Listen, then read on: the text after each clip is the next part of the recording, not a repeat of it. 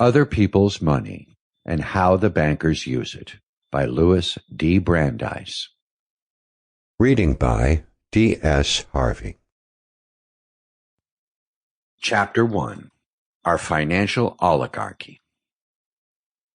President Wilson, when governor, declared in 1911, quote, "The great monopoly in this country is the money monopoly.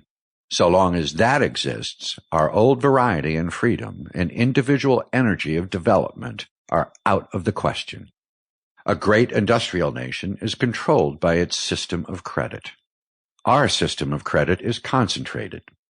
The growth of the nation, therefore, and all our activities are in the hands of a few men who, even if their actions be honest and intended for the public interest, are necessarily concentrated upon the great undertakings in which their own money is involved, and who, necessarily, by every reason of their own limitations, chill and check and destroy genuine economic freedom.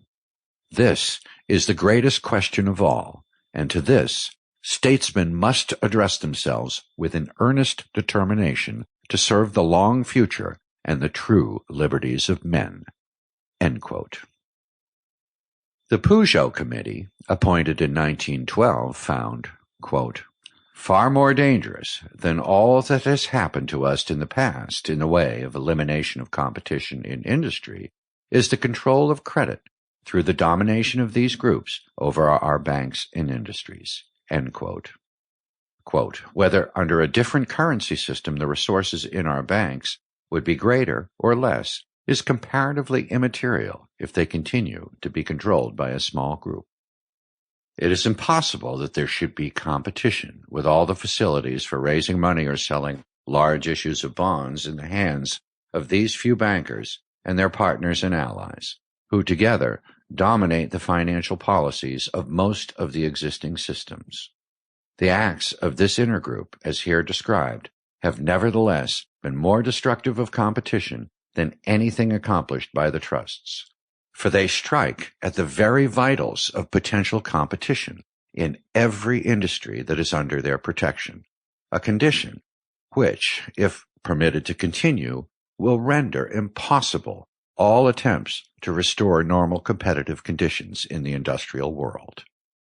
If the arteries of credit, now clogged well nigh to choking by the obstructions created through the control of these groups, are opened so that they may be permitted freely to play their important part in the financial system, competition in large enterprises will become possible, and business can be conducted on its merits instead of being subject to the tribute and the goodwill of this handful of self-constituted trustees of the national prosperity.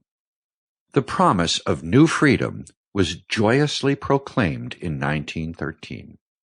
The facts which the Peugeot Investigating Committee and its able counsel, Mr. Samuel Untermeyer, have laid before the country show clearly the means by which a few men control the business of America.